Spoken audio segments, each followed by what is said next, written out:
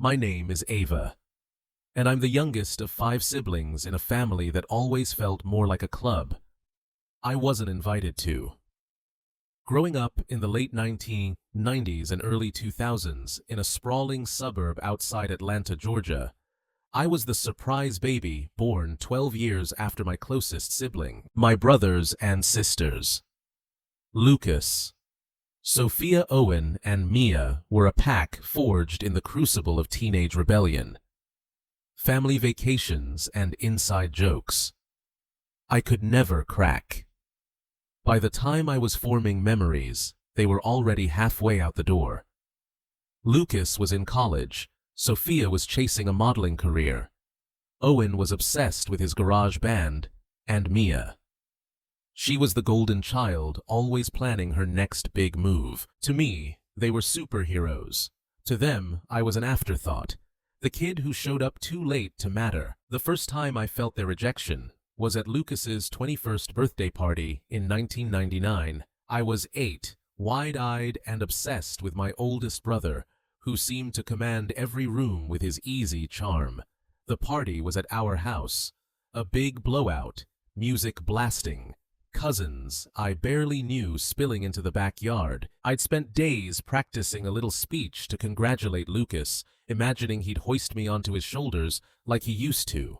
When I was smaller, I wore my best dress, a frilly thing Mia had outgrown, and clutched a handmade card I'd drawn with crayons. But when I tried to join the party, Sophia stopped me at the kitchen door. "Ava, this is for grown-ups," she said, her tone sharp, like I was a stray dog wandering in. "But it's Lucas's birthday," I protested, clutching my card. "I made him something," she sighed, rolled her eyes. "He'll see it later. Don't make a fuss." I didn't make a fuss. I ran to my room, tears blurring the glitter on my card, and I listened to the laughter below. Lucas never mentioned the card. I found it crumpled in the trash. The next day, unopened, that moment set the tone. Sophia's high school graduation party in 2001. I was 10. My mom said, "It's not for kids." "Ava, you'd be bored." Owen's first big band gig when I was 11. "Too loud for you, kiddo," my dad said, ruffling my hair like I was a toddler. By the time Mia got engaged in 2003, I was 12. Old enough to feel the sting of exclusion, but too young to fight it. Her engagement party was at a fancy restaurant. I begged to go, promised to be quiet. "It's an adult event," Mia said, barely looking up from her phone. "You'll get it when you're older." I didn't get it. I sat home with a babysitter staring at the ceiling, wondering why my family kept locking me out. The real gut punch came with Lucas's wedding in 2005. I was 14, a gangly freshman who thought maybe, just maybe, I was finally adult enough to be included. Lucas was marrying his college sweetheart, Lauren, and I'd spent months daydreaming about the day maybe I'd get to wear a pretty dress, maybe I'd dance with my brother. When the invitation arrived, I assumed I was on it. Then my parents sat me down. "Ava, the wedding's adults only," my mom said. Her voice gentle, but final. "No kids under 16. I stared at her, my throat tight. "I'm not a kid. I'm his sister." "It's Lucas and Lauren's choice," my dad said. "They want it to be elegant. You'll have your own wedding someday." I tried to argue. "I won't make a mess. I'll sit quietly. Please." My mom patted my hand. "It's not personal, sweetie. Not personal." It felt like a knife. I locked myself in my room and cried until my eyes burned. The day of the wedding, I watched my parents leave in their fancy clothes, my mom's perfume lingering in the air. I stayed home with a neighbor, flipping through TV channels, imagining Lucas and Lauren exchanging vows without me. When Lucas came back from the honeymoon, I waited for him to say something. Maybe that he'd missed me, or that he was sorry. He didn't. He just asked if I'd done my homework, like nothing had happened. Sophia's wedding in 2007. Same story. I was 16. Technically old enough by their arbitrary rules, but the invite never came. "It's a small wedding," Sophia said when I asked. "We're keeping it to close family and friends." Close family. The words hit like a slap. I didn't beg this time. I just nodded and walked away, the hurt hardening into something I couldn't name. Owen's engagement party in 2008. Same, I was 17. Still too young for their rooftop venue. By the time Mia's vow renewal came around in 2010, I was 19, in college, but I didn't even ask. I knew the drill low and under 21. My cousin Emma, who had just turned 21, got an invite. I didn't. I sent Mia a text, "Congrats, have fun," and spent the night studying, pretending it didn't sting. By then, I'd started to pull away. Family dinners felt like minefields full of casual dismissals and jokes I wasn't in on. My siblings talked over me. Their lives. A whirlwind of promotions, babies, vacations, I only heard about secondhand. My parents. They enabled it always with the same excuse. "They're busy, Ava. They don't mean to leave you out," but they did. Every time they chose to exclude me, they sent a message, "You don't belong." By my mid-20s, I'd had enough. I left the suffocating suburbs of Atlanta and moved to Nashville in 2015, a new city. A new start. I was chasing a career in event planning, weddings, corporate launches, music festivals, busy, fast-paced, fulfilling. And for the first time, I was building a life that was mine. I skipped holiday gatherings when I could. Dodged half-hearted texts from siblings I barely recognized anymore. Lucas was busy with his real estate empire and 2 kids. Sophia. Jet-setting fashion influencer. Owen's band had fizzled, but he pivoted into cushy music production. Mia, of course, climbing the corporate ladder in Chicago. My parents still played the peacemaker, voicemails full of guilt. "Ava, call your sister. She misses you." Sure she did. I wasn't bitter. At least I tried not to be. Then I met Noah. It was 2017 at a client's music festival. He was a sound engineer. All easy smiles and quiet confidence. The kind of guy who made everyone around him feel seen. We hit it off over indie bands and late-night diner runs. One night, sprawled on his apartment floor after a long gig, I told him everything. The birthdays, the weddings, the vow renewal. Every time they shut me out, I braced for him to downplay it, but he didn't. "They excluded you from all of that," he said, eyebrows knitting. "AVA, that's not just rude. It's cruel. You were their sister, not some random kid." I stared at the ceiling, my voice small. I thought it was normal, like maybe I was just too young to matter. Noah sat up, looked at me like I'd said something absurd. "You mattered. You still do. They just didn't see it, and that's on them." His words. A lifeline. For years, I'd buried the hurt. Convinced myself I was overreacting, but Noah's outrage. It made me realize I wasn't crazy for feeling betrayed. It also made me love him even more. When Noah proposed in 2019 under a quiet canopy of Tennessee stars, I said yes before he even finished the question. We started planning a wedding for summer 2020, something small but joyful. A backyard affair at a vineyard just outside Nashville. Fairy lights, live music, and a guest list full of people who actually cared about us. Noah's family, all in. His mom was already knitting a quilt for our future home. My friends. Planning a bachelorette weekend. But my family, I knew they wouldn't be part of it. I didn't invite my siblings. It wasn't dramatic. It was quiet. Final. I'd spent my life chasing their approval. I was done. I told my parents over FaceTime, short to the point. "We're having a small wedding," I said. "Just close friends and Noah's family.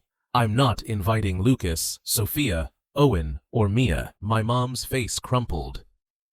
"Ava, you can't do that. They're your family." "They didn't invite me to their weddings," I said, voice steady, "or their parties, or anything that mattered. I'm just following their lead." My dad cut in, voice stern. "That was years ago. You were a kid. You're holding a grudge over nothing." Nothing. I laughed. Sharp. Bitter.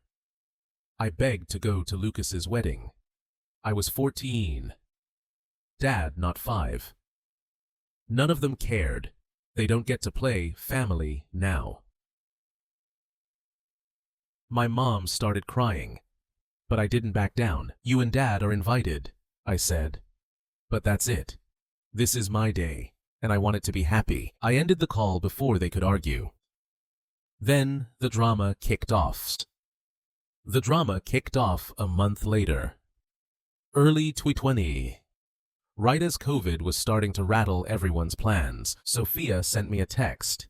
Hey, Ava, heard you're getting married. No invite yet. Mail mix-up. I ignored it. Then Owen called. Left a voicemail. What's this about? You not inviting us? Mom's freaking out. Mia posted a vague Instagram story. Family should lift you up, not tear you down. Choose love. And Lucas. Always the self-appointed patriarch. He emailed me a novel. Ava. I'm disappointed. Family forgives. You're making a mistake. I didn't respond. Noah and I were busy adjusting wedding plans anyway, thanks to COVID. We postponed to spring 2021, scaled everything down, but we were determined to make it work. I muted the family group chat. Focused on the people who actually mattered, but my siblings. They weren't done. The messages got nastier. Sophia called me petty in a group text. Owen accused me of trying to hurt them. Mia sent a long sanctimonious email about healing family wounds. I deleted it. Unread. Then came the twist. I didn't see coming. 2 months before the new wedding date, I got a frantic call from our venue coordinator, Jess. Ava, we've got a problem, she said. Someone called pretending to be you and tried to cancel your booking. I froze. What? They said you were rethinking the date. I didn't buy it. Your contract's locked in, but I thought you should know. My stomach dropped.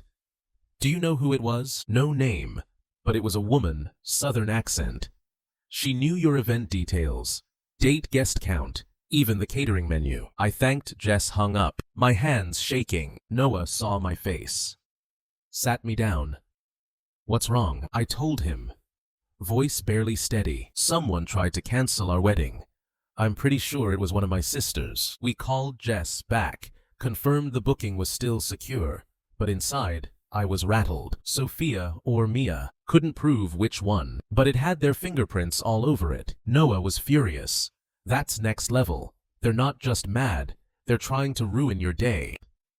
I didn't confront them. I knew they'd deny it. I didn't have proof. Instead, I locked things down, added a password to our venue account, briefed Jess to flag any future calls. But that moment, it lit a fire in me. If my siblings thought they could control me, they were wrong. I was going to make this wedding perfect, not to spite them, but to prove I didn't need them. A month before the wedding, my parents showed up. Unannounced, at my apartment. My mom burst in, clutching a tissue. Ava, this has to stop, she cried. Your siblings are heartbroken. You're destroying our family. I crossed my arms, stayed back. They destroyed it, I said. When they decided I wasn't worth including. I was a kid, Mom. They left me out of everything. Weddings, parties, their lives. Now they're mad because I'm done begging. My dad sighed, rubbed his temples. You're being stubborn. Family's supposed to forgive and move on. I snapped.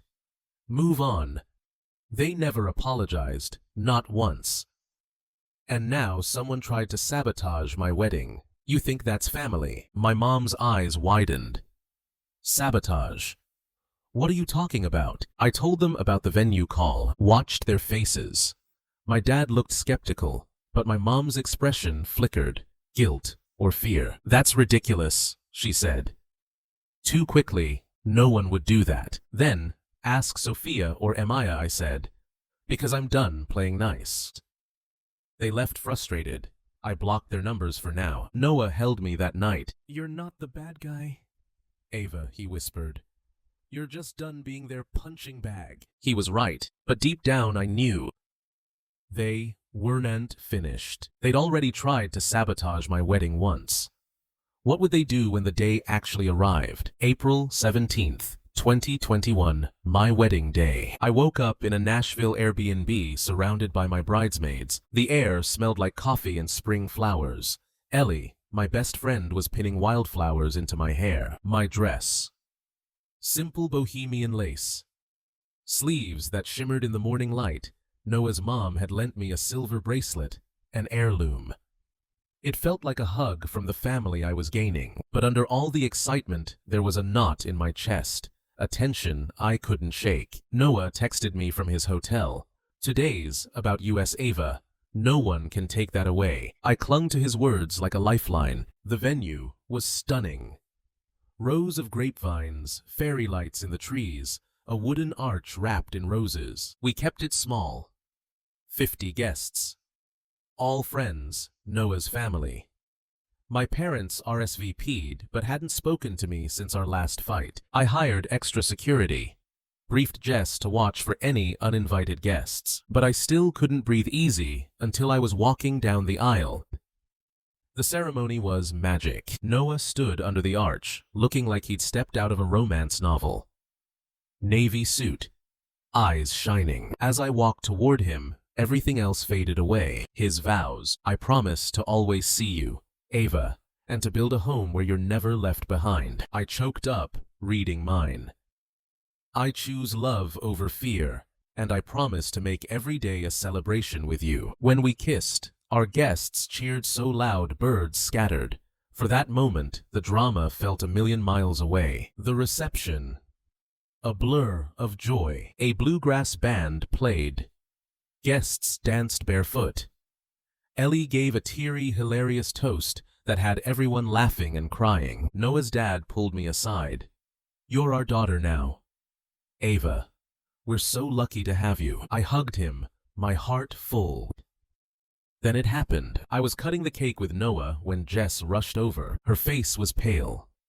Tight. "Ava, we have a problem." My stomach dropped. "What is it?" "Someone's here. Not on the guest list." "Who?" Jess hesitated. "Your sister Sophia. She's at the entrance, demanding to be let in." Noah's hand tightened on mine. What the hell? How did she even know where we were? We'd kept the location private, only shared with guests, password-protected RSVPs. How did she get through? I told Jess keep her out. I turned back to the cake, tried to focus on Noah's smile. Then, a commotion. Near the vineyard entrance, I turned and saw her, Sophia, storming across the lawn, designer heels sinking in the grass, eyes blazing, face twisted with righteous fury. Behind her, Emma, my cousin, the one I'd trusted. Sophia screamed, "AVA." The music died. Guests turned. Everyone went silent. "You think you can just erase your family? You're pathetic." I felt like I'd been slapped. Noah stepped in front of me, voice calm but ice cold. "Sophia, you need to leave now." She ignored him, pointed right at me. "You're selfish. Ava, you didn't invite us because you're still whining about things from 20 years ago.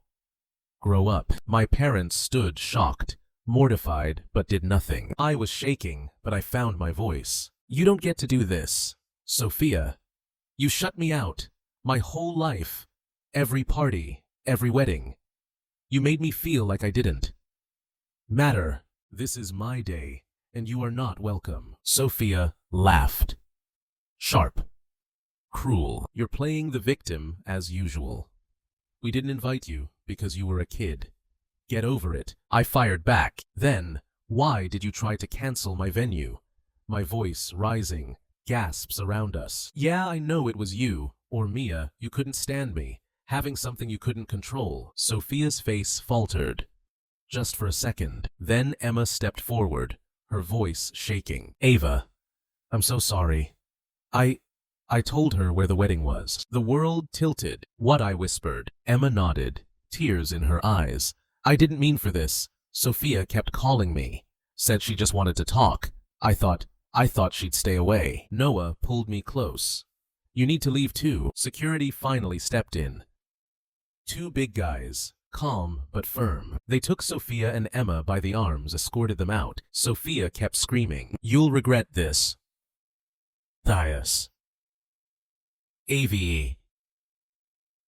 You're nothing without us. Emma was sobbing. I didn't care. I turned away, buried my face in Noah's chest. Trembling, the band started up again. Ellie clapped her hands, rallying the guests back to dancing. But the joy, it felt fractured. Later that night, I slipped away, found myself at the edge of the vineyard under a sky full of stars. The music had softened, laughter echoed behind me, but inside, I felt hollow. Ellie found me sitting on a low wooden fence, still in my dress, still shaking. She sat beside me. You okay? I hesitated, then whispered, I don't know. I wanted today to be perfect, and they still found a way to ruin it. Ellie didn't flinch. They didn't ruin it, she said. Fierce, protective. You and Noah got married. You were surrounded by people who love you.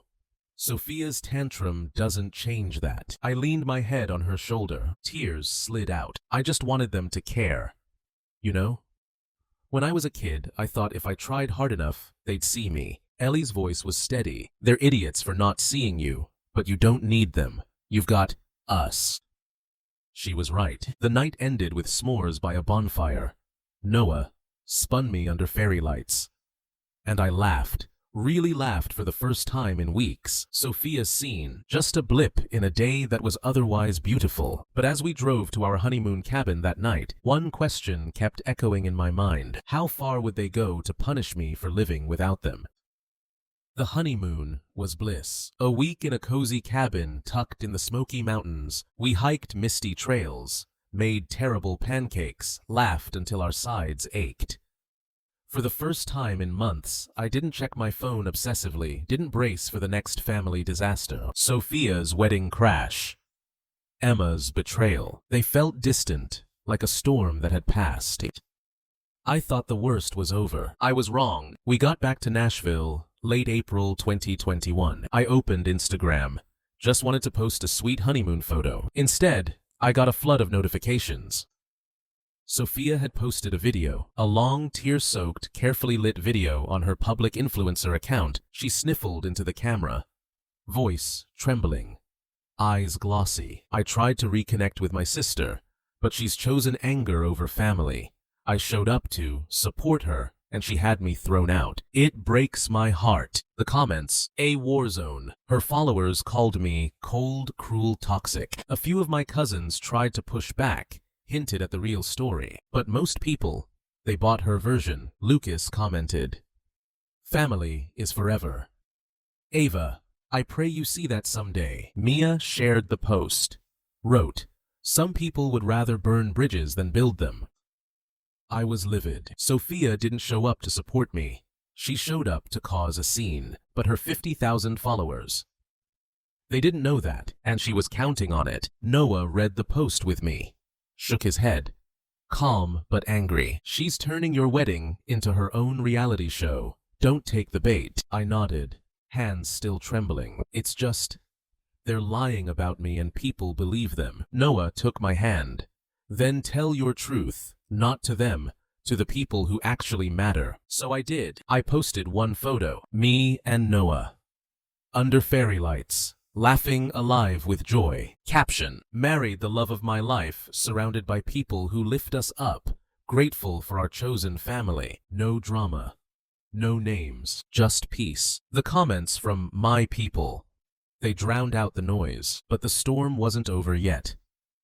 The social media war didn't stop. Mia tweeted, when someone excludes their own siblings, you have to wonder what's really going on. Lucas sent another email, a long-winded lecture about forgiveness. I blocked them, both, but messages kept slipping through, from mutual friends, distant relatives. My Aunt Karen texted Ava. Sophia's devastated. Can't you just talk to her? I ignored it all, but the pressure suffocating. A week later, my parents called. For the first time since the wedding, my mom's voice was thick with tears. Ava, this has gone too far. Your siblings are hurting. Sophia says you humiliated her in front of everyone. I didn't hold back. She humiliated herself. She crashed my wedding, Mom. She screamed at me in front of my guests, and Emma gave her the location. My dad's tone sharpened. Emma made a mistake. You're blowing this out of proportion. You need to fix this, Ava. That was it. Fix what? I said, voice rising. They've been excluding me since I was 8. Lucas threw my birthday card in the trash, Sophia said. I wasn't close family for her wedding. Mia banned me from her vow renewal when I was 19. They didn't care when I was crying as a kid. They don't get to cry now because I'm done with them. Silence. Then my mom whispered, I didn't know it hurt you that much. I answered coldly. You didn't want to know. You always defended them. I'm not doing this anymore. I hung up. Blocked their numbers permanently. My heart was pounding, but also lighter. Noah hugged me. You're free now. And he was right. Finally, I was done being the afterthought. Then something unexpected. 2 weeks after the wedding, I got an email from Owen, the sibling I always thought was the least cruel. He hadn't joined the online circus, hadn't commented, hadn't called, but now his words appeared. Short, quiet, but raw. Ava, I've been thinking about how we treated you growing up. I didn't get it then, but I see it now. I should have invited you to my engagement party. I should have stood up when the others shut you out. I'm sorry. I don't expect you to forgive me. But I'd like to talk if you're ever ready. No pressure, Owen. I stared at the screen, frozen. It felt different. Not dramatic, not manipulative, just honest. I wasn't ready to open the door, but I cracked it. Just a little. I replied. Thanks for saying that. Owen, I appreciate it, but I need time. I'll let you know if I'm ever ready to talk. He responded simply. I understand, I'll wait. Noah read the exchange over my shoulder. He squeezed my hand. That's a start.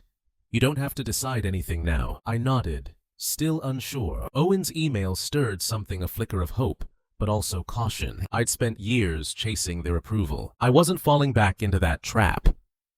Then came the twist I never expected. It was a quiet night. Noah and I were on the couch just winding down, and then my phone rang. It was Tara, my cousin. One of the few who had actually stood by me. Her voice, urgent, fast, shaky. Ava, you need to hear this. She'd just left a barbecue at Mia's house, and she'd overheard something. Mia bragging to Sophia about how she almost got away with it. Then Tara said the words that made my blood turn to ice. I saw Mia's phone when she left it on the counter. There was an email. To the vineyard, pretending to be you. She tried to cancel your wedding. Ava. It was her. My hands started shaking. You're sure? Tara didn't hesitate. I took a screenshot, sending it now. Ping. The screenshot came through. There it was. An email from Mia's personal account sent to Jess at the venue. Hi, this is Ava Carter. I need to cancel my April 17th booking due to personal reasons. Please confirm. Timestamp.